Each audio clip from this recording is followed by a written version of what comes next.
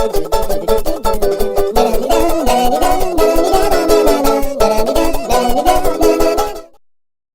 dudes, another video, yay!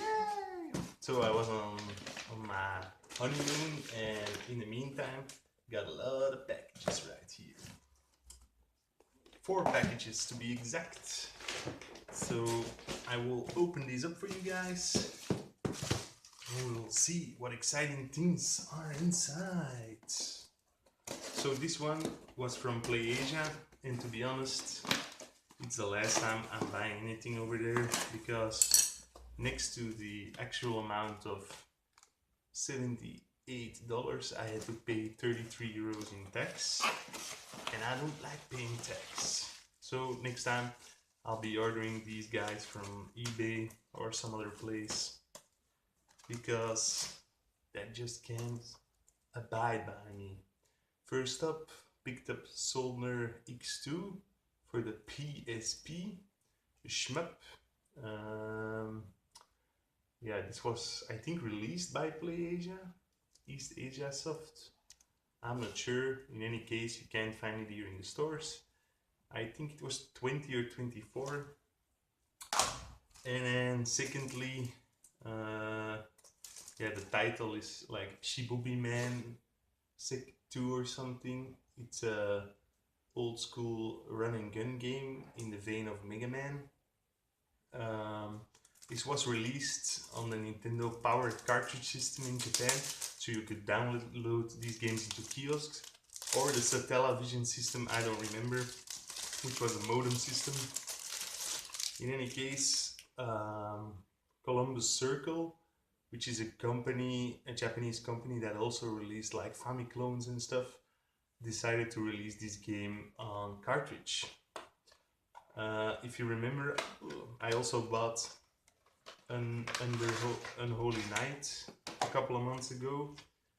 This is another publisher actually. That was a brand new title. This one is actually an online only game that finally got a fixed release, a cartridge based release. The manual is completely in Japanese, which is okay. It's kind of flimsy.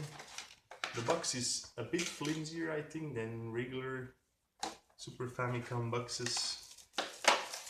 But the cartridge, it feels solid. Maybe not as solid as it also, they have their own name there in the back. This one is of course not licensed by Nintendo. And also there's no way of opening this cartridge, no screws. Interesting. So this one was, I think, 50, or which is, the neighbor is starting to drill. Why thank you, kind neighbor. I don't know if you hear it. So on to my second package. 2 of these episodes packages are impulse buys. So this one, I went, my girlfriend actually, she studied in Siberia in 2006.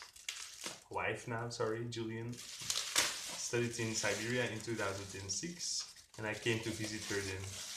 And like on the second day, we were just walking across Irkutsk, I think the name of the city was, and I saw a Sega store, and I was like, what?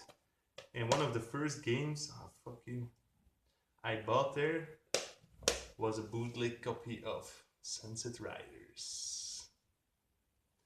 No manual, which is a shame, but the cartridge is in excellent shape, and it looks to be an original cartridge, so that's pretty awesome. The box is also in excellent shape.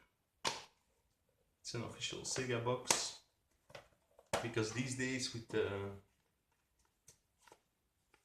bootlegs you can't trust them. This looks to be original. Nobody would print it this thin these days. So this one was one of the first games I bought there on a bootleg cart, and it didn't have a box. and also the cartridges were different shapes. It was actually translated into Russian, and the cartridges were a bit of a different shape, so I always had to open the cartridge up to actually put the ROM board in my Mega Drive. And since then the cartridge also broke a little bit, so I'm glad to finally own one of my all-time favorite Mega Drive games, original. Paid 43 euros for this one, which isn't that cheap, but it's also not super expensive. And it's a bummer that the manual is missing. I mean, on eBay, like, complete copies normally go for 80, and like half incomplete copies without manual, they tend to go around 45, 40, so the price is a bit the same as eBay. I bought this from GameCash.fr, which is a French toy chain, but they deliver to Belgium, and their delivery cost is only 4 euros or something, so that's not too shabby. So, not my final purchase, but how do you say this in? This is from Yamatoku, the Japanese eBay seller. And first game I want to show you guys was Twin B Rainbow Bell Adventures, which is not a shooting game, but a platformer starring the Twin B heroes. Like a lot of Japanese cartridges, like the back's part is completely yellowed. For this entire lot, I don't know if there's like a expeditionary paper, nope. I think it was 33 for these 4 games.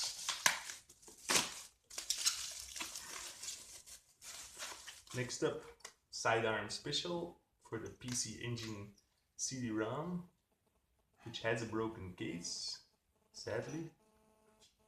Which is not too bad because I still have a spare one, I believe.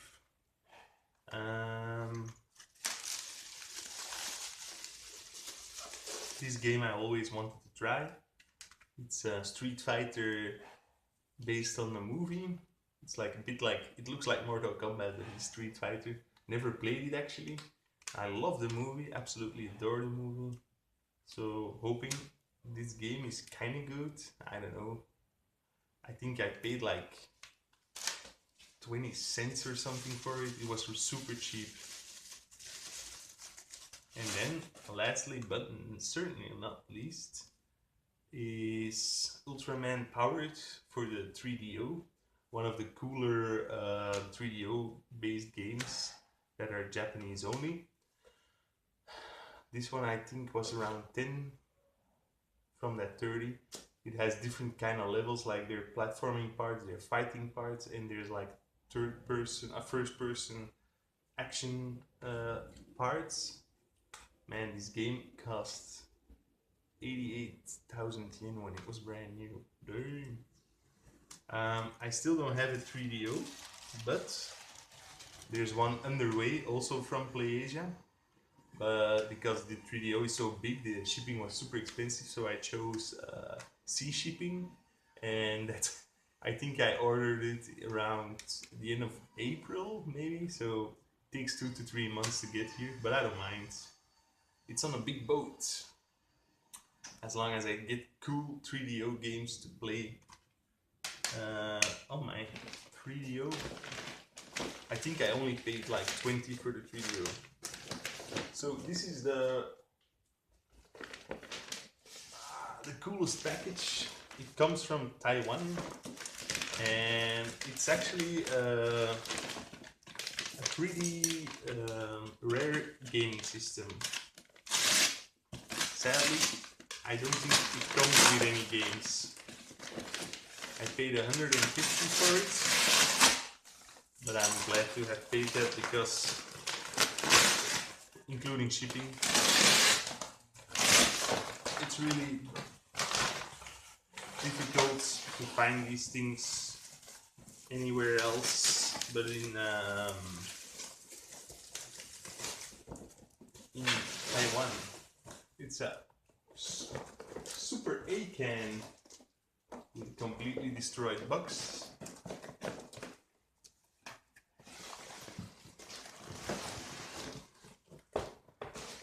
think the system looks pretty cool. It's not a fake Super Nintendo or Famicom clone. It's actually a system of its own. It's only released in Taiwan and it never sold well.